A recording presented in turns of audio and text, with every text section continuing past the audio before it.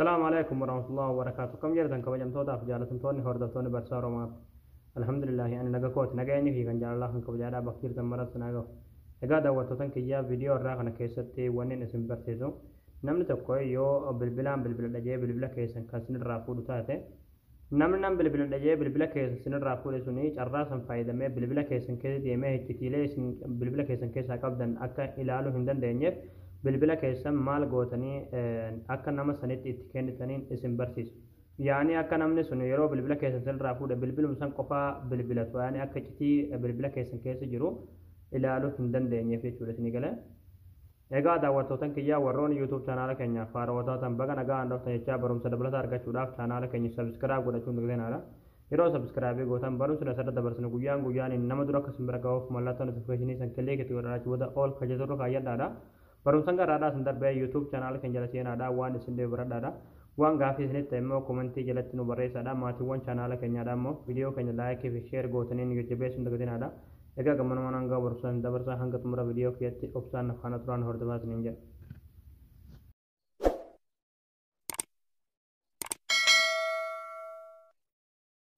Hayyee daawwattootan kiyyaa namni tokko bilbila kan kennan bilbiladhaan jedhee yoo kan sirraa fuudhu taate jechuudha. Bilbila hankee nama sanitti kennuun duratti jechuudha. Akka namni nam bilbiladhaan jee bilbila hankee sirraa fuudhuu deemu suni carraa san fayyadamee iccitiilee ati jawwaala keessaa qabdu suuraalee garagaraadha wanta garagaraadha jechuudha. Namni iccitii hundumaa amma jawwaala keessaa kan qabu jechuudha.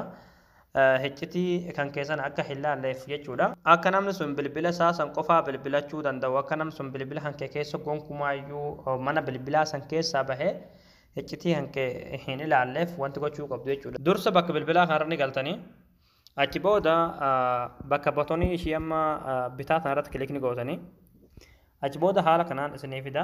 Yeroo haala kanaan isinii fida jechuudha. Ayikoonii bilbilaa kanarratti kilik gootan sirratti achi booda akira gadii dhumarratti jechuudha. Pin this app kanarratti kilik gootanii ammallee deebitaniiti okay kilik gootu. Amma haala kanaan yeroo bilbila hankee akkas goote jechuudha. Bilbila hankee nama bilbiladhaan siin jedhe sanitti kennuu dandeessa jechuudha. Egaa akkas gootee raawwatte jechuudha isinii galee. Amma of duuba deebi'uu hin danda'u ishii garaa walakkaa tanaas yoo dhahe deebi'uu hin danda'u namni sun yoo sirraa fuudhe jechuudha. Bilbila qofaa bilbilachuu danda'a jechuudha. Botonii sarka bitaa kanaas yoo dhahe deebi'uu hin danda'u waan tokko bilbila hankee keessatti seenee ilaaluu hin danda'u jechuudha isinii galee. Hanga fedhee bilbilli keessanillee yoo harka nama sanii turellee jechuudha wanni sin cinqu tokkollee hin jiru jechuudha. Egaa akkas gootanii itti kennitanii jechuudha isinii galee.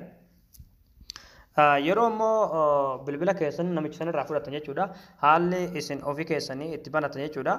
Botonii ishee harka bitaa tana ji'i ishee harka mirgaa tana ji'i wal faana akkatti qabdu jechuudha. Haala kanaan jechuudha. Amma hiikkatee jira jechuudha isinii galee. Amma aadiidha jechuudha. Akkasuma asirratti jechuudha wanti isinii tokko malee jechuudha.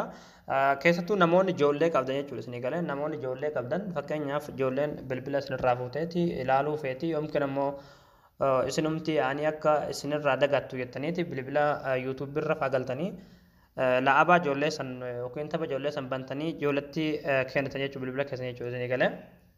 Amma jechuudha ijoollee sun yeroo bilbila san osoo ilaaltu ni dagatti jechuudha.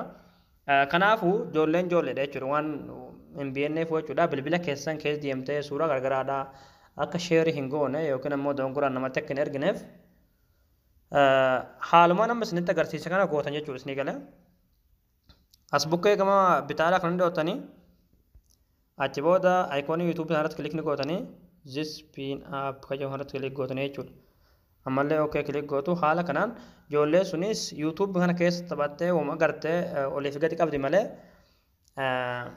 isheesmoo YouTube kana keessa bahuu hin dandeessu jechuudha. Haala kanaan bilbila keessan yeroo daruurii ta'e yeroo namatti kennitan akka namni sun bilbila keessan keessa deemee waan garagaraa hin laalleef yookiin bilbila keessan akka hin laalneef akkasitti itti kennuu dandeessanii jechuudha. Yeroo banattanis wal faana qabdu jechuudha haala kanaan. Egaa daawwattootan kiyyaa isinii gala jeetan abdii qabaa barnoonni keenya kanarraa asirratti raawwataa barumsa keenya yoo isinitti tole viidiyoo keenya namni baay'een argee kan irraa fayyadamu laayikii fi sheer gochuun dagatinaadha barumsa biroo isin hagolti deebinutti waan hordoftaniif galatooma.